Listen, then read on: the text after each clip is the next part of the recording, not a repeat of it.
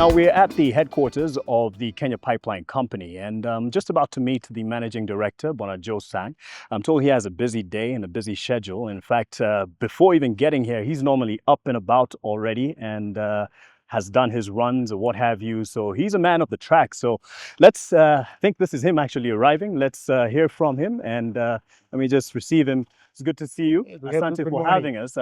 Thank you for having us. Meet you. You've done a run already. You look fit. So I'm sure you've done something. I did 5 in the morning. Making it sound like it's Yeah, nothing. and 5 is nothing. 5 is not Five is okay. just to warm up the body.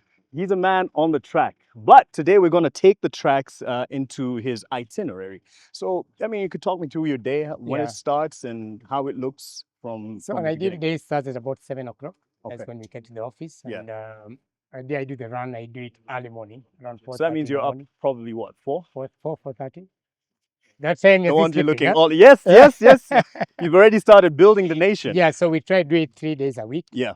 And what a nice day is that day when you can, Yeah. Nairobi is silent. Yeah. Nobody's awake. And that's, I say, the blissful time Yes. to start a day. And I'm sure you even are processing things while on the run, whether it's a 5 clicks or 20 clicks, and you're already thinking about your day. That's a good question. I always tell people when we're doing the run, for me, most of the best ideas, even for my own personal things I've done, is when I'm running. When you're running. When I'm doing 21 and the kilometer 10, that's when fresh ideas comes in. So I'm sure you don't have a pacemaker, and I'll try to pace you as we continue walking because he's fast already. Yeah. But it seems like you're very alone in the walk, but in your capacity as a managing director of Kenya Pipeline Company, there's a lot of decisions that you make that affect a lot of the people here. Absolutely. Within the company as well as the Kenya nation as a whole. So, but without asking what Kenya Pipeline does, I'd want to ask a different question of what you have heard people think about your mandate that is not quite on spot, like what KPC is not. So we know what you do, at least it's out there and you can even see behind us what we have there, the pipeline and whatnot. But there is some confusion sometimes and people don't quite understand your mandate. Question. So allow me to start with what Kenyans know. In terms of what we do. So we are the security of supply of petroleum products, both in Kenya and the region. Yes. You'll be shocked, probably Kenyans don't know in terms of quantum, but last financial year, ending June 2025, we did close to about 10 billion liters of petroleum products across our installation. We ran 1,342 kilometers of pipeline. Your infrastructure. Right. We have over 1 billion liters of storage capacity. The bulk of it is in Mombasa. We have it in JKI for our planes. Here in Nairobi behind us. These tanks estimate is about 230 million storage. We also have it in Nakuru, Eldoret and Kisumu. And in Kisumu, we have a jetty that we are using the natural resource, which is the lake, to transport product to our neighboring country of Uganda. So you see, that is what we do. So someone hears that and like when the reviews of the price of the pump come in, they probably call you and like, yes, absolutely. So now what the misconception that we've had over time is does Kenya Pipeline control the prices? Yes. And the answer is no. So basically we are basically a midstream player. So we have the Energy and Petroleum Authority, so that's EPRA, that does the regulation of pricing. That's why they published every 14th day of the month. We have the ministry that does the policy. And basically, we are like a bank. We transport, store, and handle petroleum products on behalf of the oil industry. Right. And today, we have close to about 130 oil marketers in the country.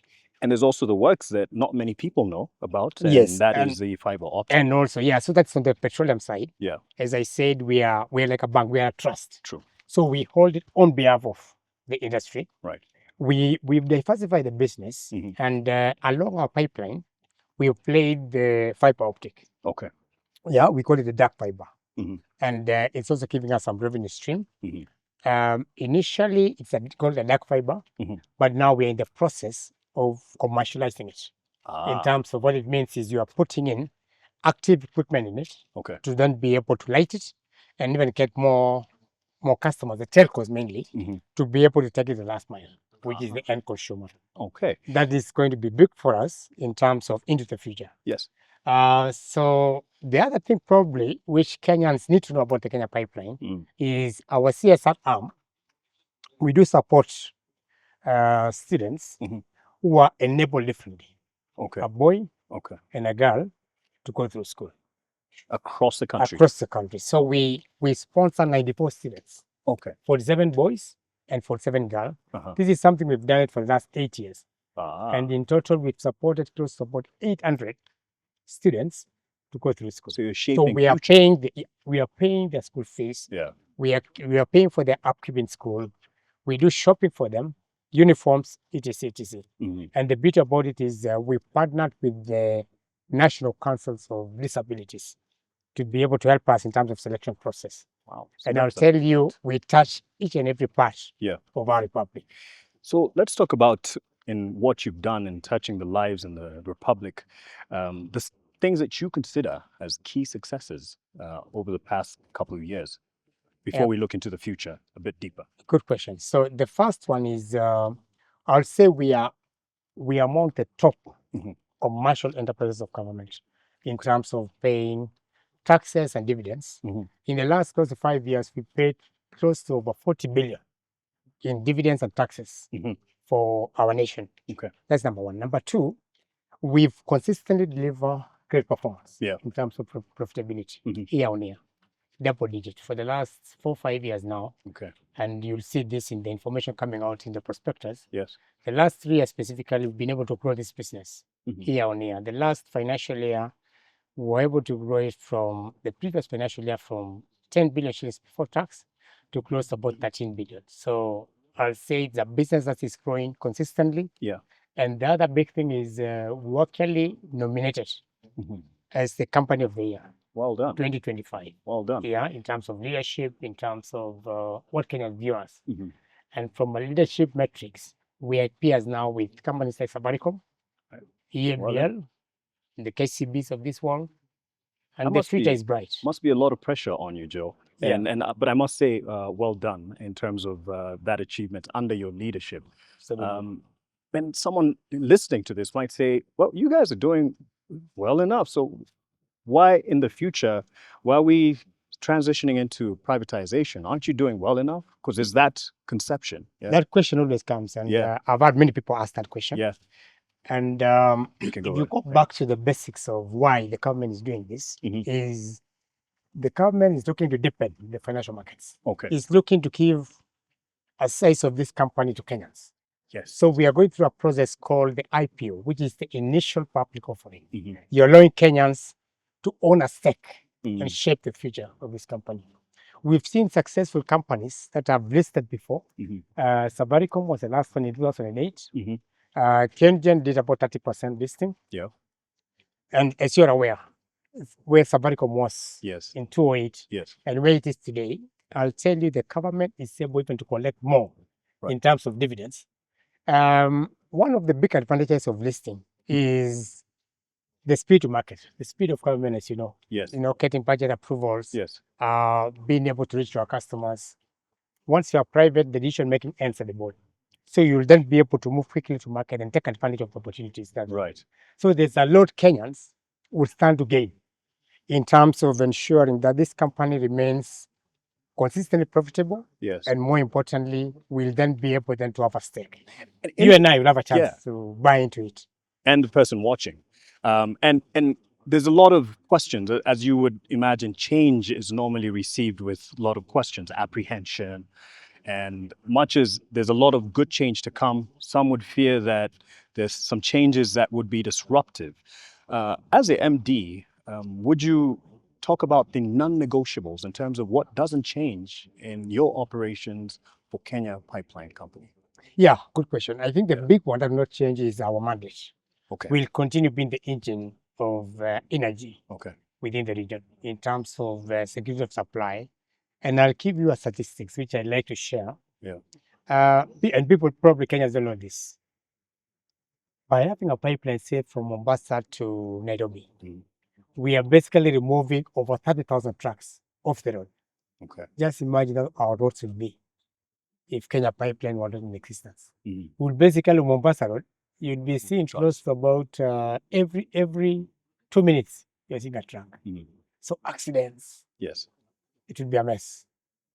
And of course, when you are carrying product using a pipe which is buried, Mhm. we also, in terms of emissions and stuff, they're reduced. Okay. So even from a sustainability perspective, I keep telling people that a pipeline is the Yeah. first one to go ESG in terms of Okay. sustainable. Okay. And therefore, what will not change would be our mandate. Mandate. And the big one also is that we have the best resources. The employees of this company are great. Yes. They are great people. That's why we are able to report great performance. We're able to pay dividends to our government. Mhm. And I don't expect employees to change. I expect even to get better reward in terms of bonuses. We don't have to rely on. Sounds good. Like the- music to the ear. Yes, if you look at companies like EMBL, for instance, Yeah. where I was in my early careers, we used to take home some good bonuses every year. So I do expect the employees of this company then, based on performance, Mhm. to be able to make lots of bonuses and plan for it, Good. subject to performance. So there's So- a lot Yeah. that employees and Kenyans will be able to gain Okay. by this company being listed. Can we talk about, because I'd want us to end with what is almost immediate in terms of the transition, and I'll give you an opportunity to speak to that, but what you are seeing and what you would want to leave for the next 5 years is, strong legacy points, and what will be top of mind when someone hears Kenya Pipeline. I think for me, the first one really is about being able to successfully Yeah. transition this company from a public sector entity Mhm. to a private sector. Yeah. Being that CEO, the captain who is there at that time. Yeah. So for me, that's a big one.